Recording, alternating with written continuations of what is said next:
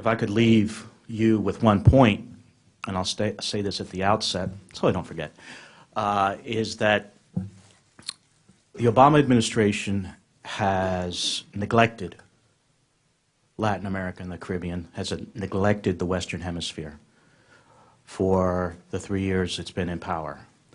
But make no mistake about it, our enemies haven't. Before I dive into the topic of Hugo Chavez, if anybody's interested, Roger and I just recently co-authored a piece that appears at the AEI website on the mounting Hezbollah threat in Latin America. But let me move over to the topic today, and that is Latin America after Hugo Chavez. Why after? Hugo Chavez is a very sick man. There's no question about it.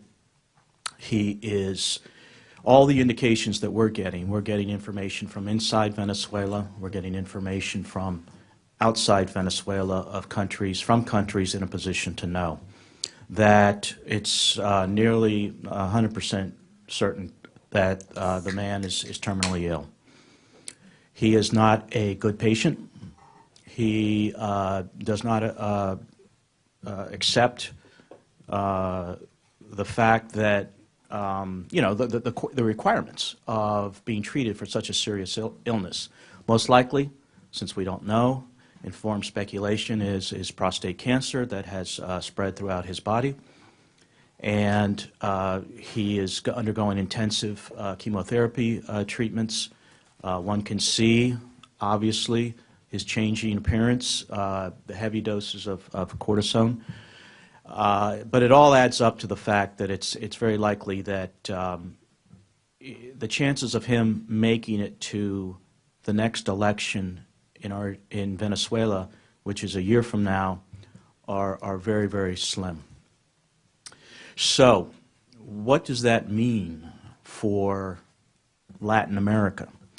Well, ordinarily one would think good riddance. The man has engaged in unrepentant and undiminished anti-American campaign since he's been in power. He has not cooperated. In fact, he has worked against every major U.S. security or foreign policy initiative in our own hemisphere.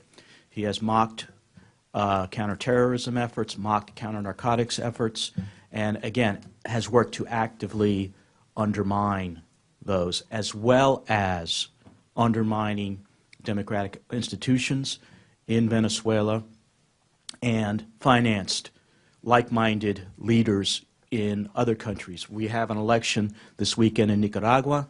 Everybody remembers old Daniel Ortega still kicking down there. Well, he's likely going to win because he has been bankrolled by Hugo Chavez's petrodollars. Well, I say that ordinarily one would think good riddance, but this is the thing to watch in Venezuela. Over the past couple of years, as the United States has been absent, as U.S. multinational corporations, ExxonMobil, ConocoPhillips, have left Venezuela because of the inhospitable environment created by Hugo Chavez, our enemies have been moving in. Our enemies, or the State Department would put it, our strategic competitors, have been moving in. The Chinese in a huge way. The Chinese right now are spending billions in Venezuela. They are loaning Chavez billions of dollars against future oil shipments. Venezuelan crude is a very heavy crude. It's not the Middle East type that's easy to refine. Right now, China is pouring, again, billions of dollars in creating refineries that can handle the unique type of Venezuelan crude. They are, again, they have this perverse agreement with Hugo Chavez whereby they are loaning billions in upfront money for future oil deliveries. The Russians, government of Russia has moved into a big way, has moved into Venezuela in a big way. They are loaning Chavez, again, loans, billions of dollars to purchase Russian weapons. These are weapons that a lot of people around the table probably would recognize are not really the most marketable type of weapons out there on the international markets. But Chavez is buying them because Russia is giving him the money. Cuba. Now we all know that the Castro regime are paupers, but they've infiltrated thousands upon thousands of advisors into Venezuela. They remade the Venezuelan intelligence service, the internal security apparatus, and they've got advisors posted in most of the major ministries. So they are there because right now what is keeping the Castro regime afloat economically are oil sales or oil gifts from Venezuela. So the point is that, and Iran, again, major push into Venezuela, so much so that we believe that Margarita Island, which is off the coast of Venezuela, is supplanting what is traditionally known as the tri-border area of where the borders of Brazil, Argentina, and Paraguay come together. It's a notorious smuggling and lawless area. Is that Venezuela's Margarita Island is supplanting the tri-border area in the southern cone as the main safe haven for Hezbollah and Iranian operatives in the Western Hemisphere. So, and Iran is gaining access to the Venezuelan banking system. I mean, imagine Venezuela is not a obviously is not a first world country, but its banking system is simply because of the oil trade. You have billion-dollar transactions ongoing all the time, and that allows anybody with nefarious motivations to launder money. So Iran gains a very, very strategic position in Venezuela to launder money. So all of this is leading to my main point that should Hugo Chavez falter physically and go down, you have vested interests, China, Russia, Cuba, Iran, that will use their leverage in Venezuela today from the loans, the money that is keeping the economy afloat, despite the huge amounts of income in oil sales. The money that Chavez is capable of spending is astronomical. So he is creating a dependency on China, Russia, to keep the to keep his spending habits in force. All of these countries have a vested interest in the continuation of Chavismo without Hugo Chavez. And our concern, our suspicion is that they will work to, because of their presence on the ground in Venezuela, leverage and influence not a transition, but a succession. And they are fully capable of fixing the electoral game so that a Chavez acolyte will replace Chavez and maintain the same sorts of economically beneficial relationships that exist today. We have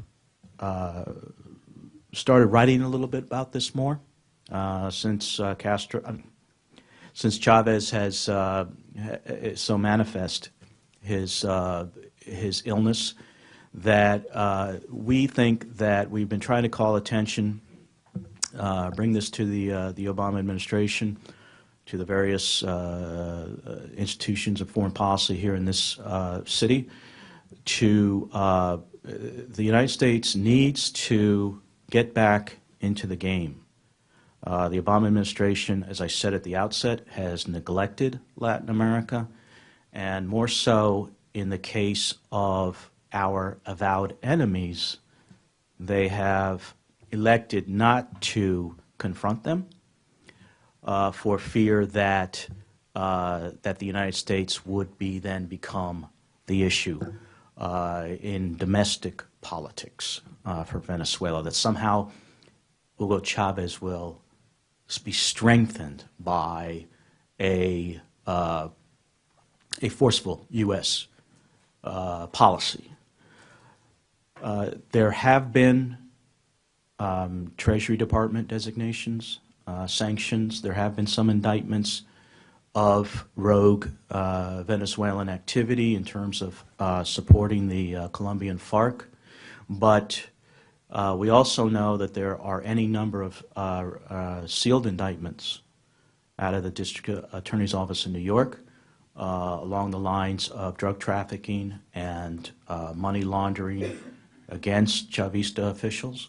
And so we continue, again, to push for a very, very strong U.S.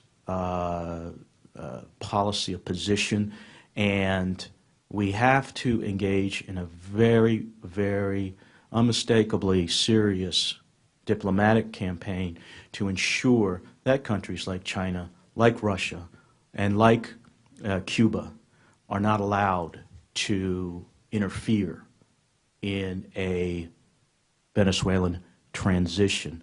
In other words, let the Venezuelan people decide what happens next, and not Beijing, Moscow, Havana, or Tehran. Let's open it to questions, and I want to actually start with one right away. You talked about Margarita Island, and there's been, I know, discussion of not only that island, but other places in that vicinity, as well as even possibly boats, including possibly rebuilt tuna trawlers that could be the site of missile launches, which, you know, given the potential range of Iranian, or for that matter Chinese, since you've raised that issue, missiles could be significantly into the U.S., not to mention elsewhere in Latin America. There's no question that we believe in Iran's case that it is looking at Venezuela as a platform in case the Cold War with the United States goes hot. Last year, a German newspaper, I forgot which one it was, Die Welt, I don't know how to pronounce German, but somebody's intelligence service leaked to Die Welt a report that Iran was sending missiles to Venezuela. And we're chasing that one down. We've gotten some, we're not ready to talk about it publicly, but our research inside Venezuela is indicating that there may be something to that report. You know, I don't want to come off as, you know, obviously you come out and say something like that without visual evidence, and, you know, the regular suspect will obviously attack you as an alarmist, et cetera, et cetera. But when you think about security threats from Venezuela, as in missiles, yes, they could hit targets in Florida, population centers in Florida. But folks, I think that the real target is the Panama Canal. If the Cold War with Iran turns hot, I believe that that the canal would be one of their primary targets.